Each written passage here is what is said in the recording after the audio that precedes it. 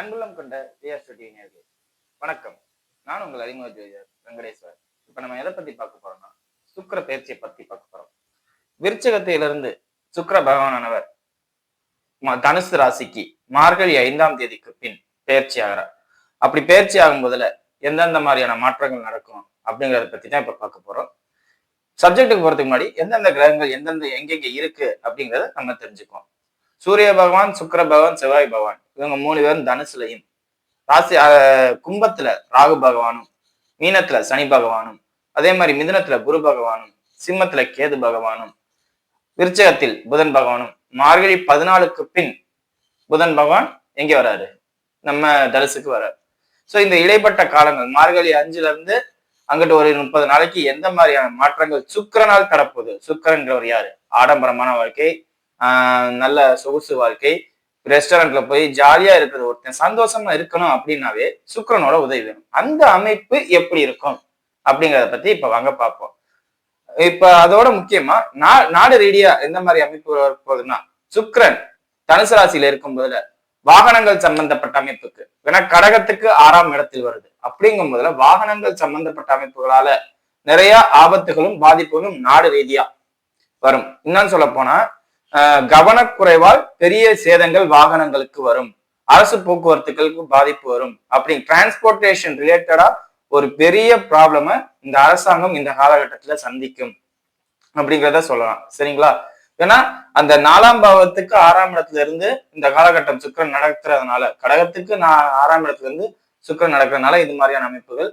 அதே மாதிரி பிரபலத்துவமா இருக்கிறவங்களுக்கு இந்த காலகட்டத்துல முக்கியத்துவமும் முதன்மைத்துவமும் கிடைக்கும். பிரபலத்துவமாக இருப்பவர்களுக்கு முக்கியத்துவமும் முதன்மைத்துவமும் அரசியல் ரீதியா முக்கிய அங்கீகாரமும் கிடைச்சிடும். ஏற்கனவே அரசு துறையில இருக்கிறவங்களுக்கு எதிர்ப்பும் அதே மாதிரி ஸ்ட்ராங்கா உட்கார்ற மாதிரி உள்ள சூழ்நிலை யாருக்கு? பிரபலமா இருக்கிறவங்களுக்கு கிடைக்கும் அப்படிங்கிறத சொல்லலாம்.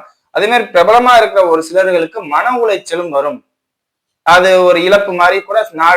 ஒண்ணு இல்ல, ஒரு இந்தியா லெவல்ல பெரிய ஸ்டாரா இருக்கிறவங்க ஏதாவது அவருக்கு உடல்நல பாதிப்பு, இல்லாட்டி அவருக்கு உயிர் சம்பந்தப்பட்ட அமைப்புகள் ஏதாவது பாதிப்பு, இந்த மாதிரி நிகழ்வுகள் நடக்கிற மாதிரி உள்ள அமைப்புகளால நாடு பேசும் பொருளா, அதனால பெரிய பாதிப்புலாம் இல்ல, பேசும் பொருளா இருக்கும் அப்படிங்கிறத சொல்லலாம். சரிங்களா? இது உலக ரீதியா டிரான்ஸ்போர்ட் ரிலேட்டடா பாதிப்பு வரும். பிரபலங்களுக்கு இந்த மாதிரி அமைப்புகள் இருக்கு அப்படிங்கிற மாதிரி உள்ளது. இப்ப 12 ராசிகளுக்கும் எப்படி இருக்கு அப்படிங்கிறத வாங்க பார்ப்போம். ரிஷபராசி அன்பர்களே, ராசிக்கு 8ஆம் இடத்தில் சுக்கிரன், ராசியாதிபதி 8ஆம் இடத்தில் அப்படிங்கிறத மறக்க கூடாது. சோ இந்த அமைப்பு தேவையில்லாம வாலண்டியரா எல்லா பிரச்சனைகளையும் கொண்ட போய் விடும். தேடி தேடி போய் பிரச்சனையை கொண்ட போய் சேர்த்து வைக்கும். எந்தெந்த மாதிரியான பிரச்சனைகள்? சுக்கிரன் யாரோட போய் சேர போறாரு? அதுதான் மீனிங்க. சூரியன் செவ்வாயோட சேரப்பாரு. சூரியன் யாரு? ராசிக்கு 4ஆம் அதிபதி. செவ்வாய் யாரு? ராசிக்கு 7, 12ஆம் அதிபதி. அப்ப மனைவிக்கும் தாயாருக்கும் நடக்கிற பிரச்சனையால உங்களோட தூக்கம் கெட்டு போகும். 12ஆம் இடங்கிறது தூக்கம், 7ஆம் இடங்கிறது மனைவி, 4ஆம் இடங்கிறது தாயார். சோ இந்த 3 ஆல பிரச்சனை வரப்போகுது. அப்ப மனைவியும் தாயாரும் அடிச்சுக்கிட்டு நம்ம தூக்கம் கெட்டு போகுது அப்படிங்கிற ஒரு பாயிண்ட். இது இயல்பா எல்லார் வீட்லயும் நடக்கிறது. சோ இந்த காலகட்டத்துல அது உங்க வீட்டுல நடக்கும் அப்படிங்கிறத சொல்லலாம்.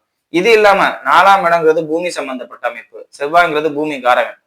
சோ பூமி சம்பந்தப்பட்ட அமைப்புகளால நிச்சயம் இந்த காலகட்டத்துல கோர்ட்டு வாசலுக்கோ போலீஸ் ஸ்டேஷன் வாசலுக்கோ நீங்க போவீங்க. ஏன்னா செவ்வாய் காவல்துறை. சோ அந்த அமைப்பு இருக்கு.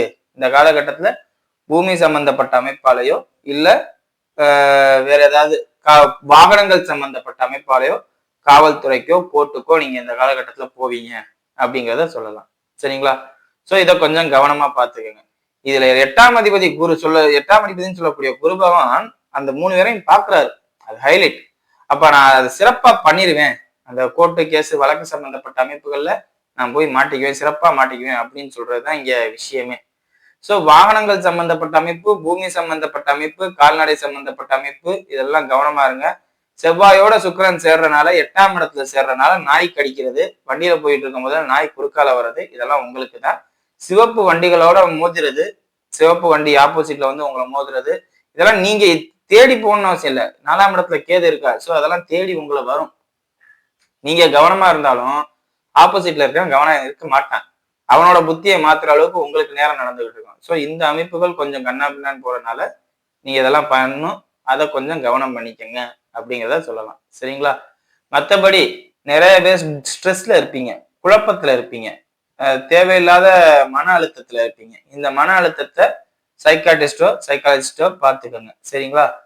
அதே மாதிரி பைல்ஸ் ரிலேட்டட் ப்ராப்ளம் இந்த காலகட்டத்துல உங்களுக்கு வரலாம். ஏன்னா குளிர்காலத்துல அதிகப்படியான ஹீட் வரும்போதுல ஒவ்வொருத்தவங்களுக்கும் ஒவ்வொரு மாதிரி ப்ராப்ளம் வரும். உங்களுக்கு பைல்ஸ் ரிலேட்டட் ப்ராப்ளம் வரலாம். ஸோ இந்த ப்ராப்ளம் வந்துச்சுன்னா அதை எப்படி சரி பண்ணணுமோ சரி பண்ணிக்கோங்க. குளிர்காலத்துல உடம்பு ஹீட் ஆகுறதுனால வர பிரச்சனையில உங்களுக்கு இந்த பாதிப்பு வரும். நான் சொல்லலாம் சிக்கன் பாக்ஸ் வரும், அது வரும், இது. இதே வெயில் காலமா இருந்தா சிக்கன் பாக்ஸ் வரும்னு சொல்லலாம். இந்த காலகட்டத்தில் உங்களுக்கு சிக்கன் பாக்ஸ் அதாவது பைல்ஸ் ரிலேட்டட் ப்ராப்ளம் வரும், அம்மை நோய் வரும் அப்படிங்கிறது சொல்லாம இப்ப இதுதான் வருங்க. ஸோ இதை கொஞ்சம் பார்த்துக்குங்க. இதுக்கு முக்கிய காரணம் உணவு பழக்க வழக்கமாவே இருக்கும். உங்களோட உணவு சாப்பாட்டு பழக்க வழக்கமே இந்த மாதிரியான பிரச்சனைகளை உருவாக்கி விடும் அப்படிங்கிறத சொல்லலாம். ஸோ அதை பார்த்துக்குங்க. ட்ரிங்க்ஸ் பழக்கம் இருக்கிறவங்க மட்டும் இந்த காலகட்டத்தில் கொஞ்சம் குறைச்சிக்குங்க.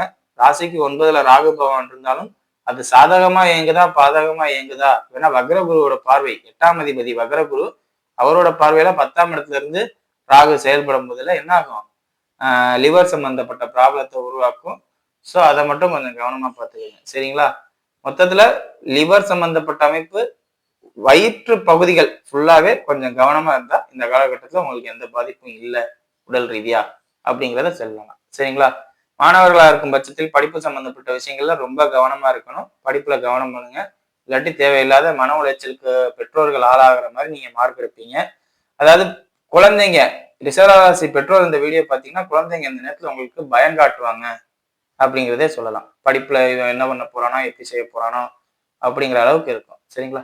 இப்ப வாங்க நட்சத்திர ரீதியான பலன்களை பார்ப்போம். கார்த்திகை நட்சத்திரக்காரர்கள். கார்த்திகை நட்சத்திரக்காரர்களை பொறுத்தவரையும் படிப்பால நிறைய கஷ்டத்தை அனுபவிப்பீங்க. படிப்பாலேயோ, பூமி சம்பந்தப்பட்ட அமைப்பாலேயோ, இல்ல தாயாராலேயோ நிறைய மருத்துவ செலவு இல்லாட்டி மனசு சங்கடப்படுற அளவுக்கு சூழ்நிலையில நடந்துக்குவீங்க. தாயாராக இருக்கும் பட்சத்தில் மருத்துவ செலவு நடக்கும். பூமியாக இருக்கும் பட்சத்தில் விரைய செலவு நிறைய நடக்கும். வாகனமா இருக்கும் பட்சத்தில் விரைய செலவு நிறைய இருக்கும். படிப்பா இருக்கும். அந்தந்த வயசு இப்ப 10 வயசு பையனுக்கு படிப்பு தான், வாகனம் இல்லை. அப்ப படிக்கிற பையன் படிக்க மாட்டான், இல்லாட்டி படிப்பான், தூக்கத்தை விட்டு படிப்பான். அதுக்கு ரிசல்ட் வந்து எப்படி இருக்கும் தெரியாது. அப்படிங்கிற ஜனனகால ஜாதகம் தான் அதை முடிவு பண்ணும். சரிங்களா? அதே மாதிரி 40 வயசு ஆளுங்க முதல் தாயாருக்கு மருத்துவ செலவு நான் பண்ணிட்டு இருக்கேன், அது சக்சஸ் ஆகுமான்னு கேட்பாங்க. மேக்சிமம் ஃபெயிலியர் ஆகிற மாதிரி உள்ள அமைப்புகள் தான் இந்த காலகட்டத்தில் நடக்கும். காரணம் எல்லாம் 8ல, ராசிக்கு 8ல. அப்படிங்கும்போது எது சம்பந்தப்பட்ட அமைப்பு கொஞ்சம் கவனமா பார்த்துக்கணும். தாயாரோட உடல்நிலை ரொம்ப ரொம்ப கவனமா பார்த்துக்கணும் அப்படிங்கிறத சொல்லலாம். நீங்க அடுத்தவங்களுக்கு சொல்றதுக்கு முன்னாடி உங்களோட லைஃப் ஸ்டைல் எப்படி இருக்கு கார்த்திகை நட்சத்திரக்காரர்களுக்கு அப்படிங்கிறத பாருங்க. சரிங்களா? தேவையற்ற உறவுகள், இதனால உங்க குடும்பத்துக்குள்ள நிறைய பிரச்சனை வரும். தேவையற்ற உறவுகள்னா என்ன சொல்ல வரேன்னு நீங்க உங்களுக்கு புரியும். அதாவது 3வது நபர் உங்க குடும்பத்துக்குள்ள வர்றதுனால, எதிர்பாலினத்தினால் 3வது நபர் உங்க குடும்பத்துல வரனால உங்க கணவனோ மனைவியோ உங்களை விட்டு பிரிஞ்சு போற அளவுக்கோ இல்ல மனசங்கட்டப்பட்டு வெளியில போற அளவுக்கோ நடக்கும். ஸோ அதெல்லாம் கொஞ்சம் கவனமா பார்த்துக்கோங்க. சரிங்களா? வெளிநாட்டுல இருக்கிறவங்களுக்கு இந்த காலகட்டத்துல நல்லா இருக்கும். கார்த்திகை நட்சத்திரக்காரர்கள் வெளிநாட்டுல இருந்தீங்கன்னா அவங்களுக்கு நல்லா இருக்கும். இன்னும் சொல்ல போனா அவங்களுக்கு வந்து அடுத்த ஸ்டெப் உயர்வோ இல்ல அடுத்த கட்ட வேலையோ ஏதோ ஒண்ணு பார்த்து அடுத்தடுத்துன்னு போய்கிட்டு இருக்க சூழ்நிலைகள்ல வாழ்க்கை உருவாகும் அப்படிங்கிறதுல எந்த மாற்றமும் இல்லை. இன்னும் சொல்ல போனா வெளிநாட்டுல இருக்கும் 8ஆம் இடம்ங்கிறது, ராசிக்கு 8ஆம் இடம்ங்கிறது வெளிநாடு, ஊரை விட்டு ஓடி போற அமைப்பு. அந்த அமைப்புல இருந்தவங்க எல்லாருக்குமே நல்லா இருக்கும் அப்படிங்கிறத சொல்லணும். சரிங்களா? அடுத்தது ரோஹிணி நட்சத்திரக்காரர்கள். ரோஹிணி நட்சத்திரக்காரர்களை பொறுத்தவரை வருமானம் உண்டு. பூமியாலேயோ இல்லாட்டி சேவிங்ஸ் மூலியமாகவோ இல்ல ஃபைனான்ஸ் துறையில கொடுக்கல் வாங்கல் துறை மூலியமாகவோ எனக்கு ஃபைனான்ஸ் இதே இல்லைங்க அப்படின்னா கூட இந்த காலகட்டத்துல யாராவது உங்கள்கிட்ட இருக்கிற பணத்தை கொடுங்க, நான் ஃபைனான்ஸ் பண்ணி தரேன், என்னால அதை சமாளிக்க முடியும் அப்படின்னு சொல்லிட்டு வர்றவங்களும் இருப்பாங்க. ஸோ ரோஹிணி நட்சத்திரக்காரர்கள் இந்த காலகட்டத்துல பொருளாதார ரீதியா பாதிக்கப்பட மாட்டீங்க அப்படிங்கிறதுல எந்த மாற்றமும் இல்லை. சரிங்களா? ஆனா குழந்தைகள் சம்பந்தப்பட்ட அமைப்புகளாலேயோ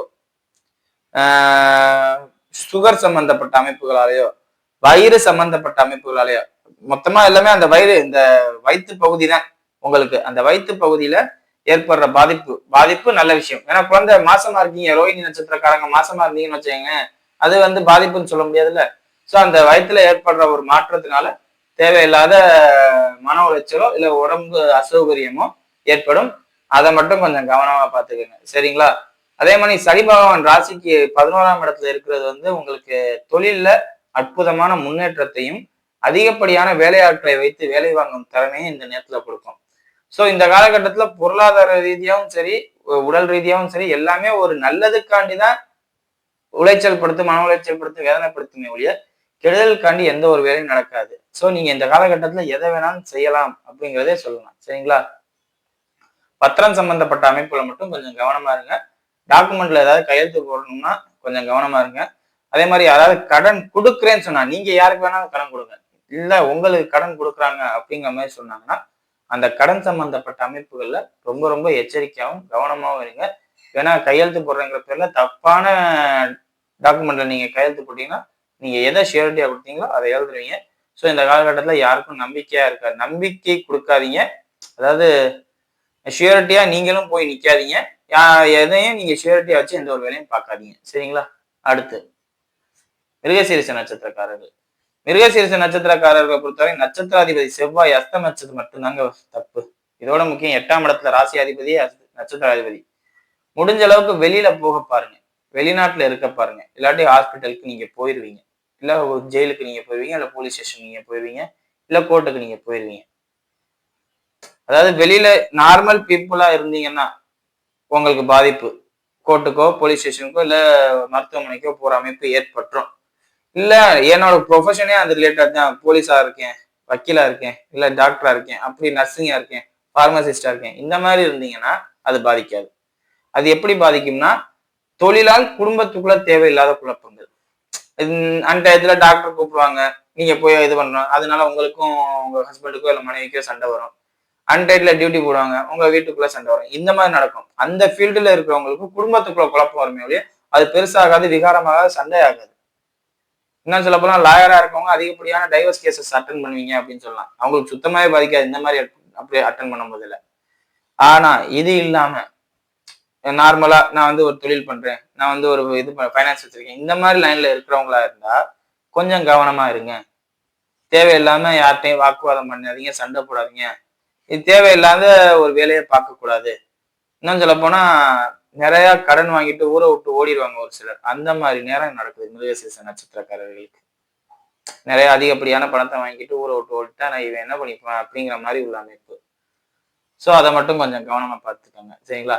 இளம் வயதினர்களாக இருக்கும் பட்சத்தில் ஒரு வேலையில இருந்தீங்கன்னா, இல்லாதவங்களுக்கும் ஒன்றும் பிரச்சனை இல்லை, வேலை கிடைக்காது. இருக்கிறவங்களா இருந்தா அந்த வேலையை விட்டு இங்க இருந்து இங்க ஷிஃப்ட் ஆகுமா அப்படிங்கிற ஒரு கற்பனையில கூட நினைக்காதீங்க. அப்படி நினைச்சீங்கன்னா அது உங்களுக்கு பாதிப்பை தரும் அப்படிங்கிறத சொல்லணும். சரிங்களா? வீடியோ இப்பதான் ஃபர்ஸ்ட் டைம் பார்க்கறதா இருந்தா லைக் பண்ணுங்க, ஷேர் பண்ணுங்க, கமெண்ட் பண்ணுங்க. சேனலை மறக்காம சப்ஸ்கிரைப் பண்ணுங்க. வேற எதுவும் ஜோதிட ஆலோசனைக்கு கீழே உள்ள நம்பருக்கு கால் பண்ணுங்க. நன்றி.